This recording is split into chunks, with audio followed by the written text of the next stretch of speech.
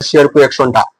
তো এখানে বলছে ই আর এন আর হলো এম।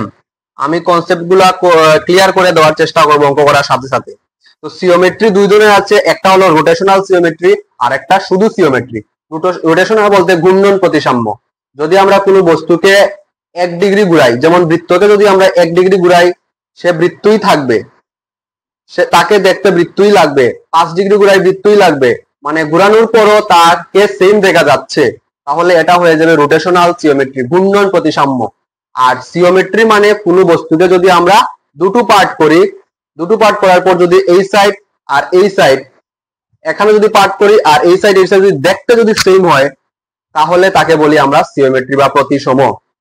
তো এখানে কোন অক্ষরের মধ্যে প্রতিসম আকৃতি হবে?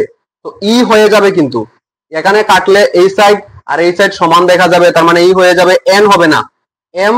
এখানে যদি আমরা কাটি তাহলে এই সাইড আর এই সাইড দেখতে প্রতিসম হয়ে যাবে, তার মানে দুইটা হচ্ছে এখানে। তো আপনারা অপশন, এখান থেকে আপনারা অপশন এও দিতে পারেন, সিও দিতে পারেন।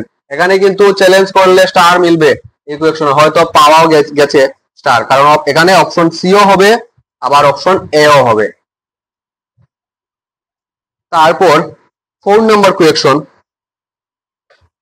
আর রোটেশনাল এগুলা